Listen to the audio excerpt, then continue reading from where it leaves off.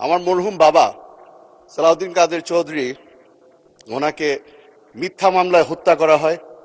আজকে আমার এখানে থাকার কথা ছিল না, আমার এখানে দাঁড়িয়ে বক্তব্য রাখারও কথা ছিল না।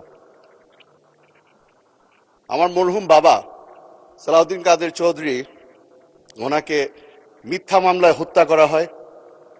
আর সেই কারণে the Almighty in His great wisdom has decided that I stand here in His stead. আমি যদি কোনো ভুল করে থাকি আমাকে ক্ষমা করে দিবেন, তবে প্রথমবারের মতো বক্তব্য রাখছি এই সংসদে, কিছুটা তো নার্ভাসনেস আছে।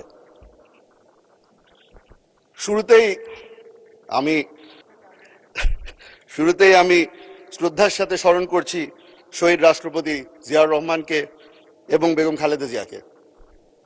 ওনাদের কারণে আজকে এই স্বাধীন বাংলাদেশে দাঁড়িয়ে আপনার সামনে বক্তব্য রাখতে পারছি। মাননীয় স্পিকার, আমি প্রথমে আপনাকে ধন্যবাদ জানাতে চাই। আপনি হয়তো ভুলে গেছেন, তবে আপনার সাথে আমার একটা বেশ পুরনো সম্পর্ক আছে। আমার বাবা যখন বাংলাদেশ জাতীয়তাবাদী দল জয়েন করে, সেই প্রস্তাব আপনি নিয়ে গিয়েছিলেন।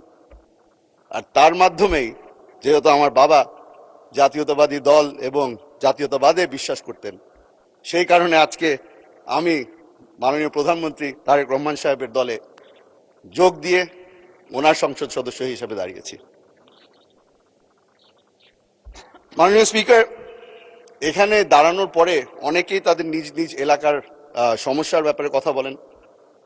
আমি আজকে সেটা থেকে একটু দূরে সরে যাচ্ছি।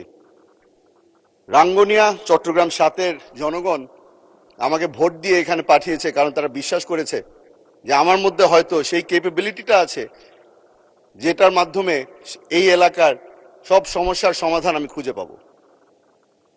আজকে এখানে দাঁড়িয়েছি, ধন্যবাদ জানাচ্ছি মাননীয় প্রধানমন্ত্রীকে, কারণ উনি একটা সুযোগ করে দিয়েছে আমাকে এবং আমাদের সকল সদস্যদেরকে, যেখানে বারবার করে সংসদে দাঁড়িয়ে ওনার সাথে আলাপ আলোচনা করা যাচ্ছে।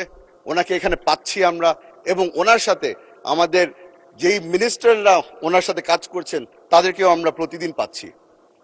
তাদের কাছে আমি অনুরোধ করব, আমার এলাকার যখন সমস্যা নিয়ে আপনাদের কাছে আসি, সাহায্য করবেন।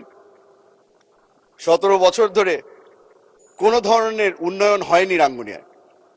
আজকে আপনাদের কাছে হাত পেতে ছোট ভাই হিসেবে এসেছি, আশা করি আপনারা সকলেই সাহায্য করবেন।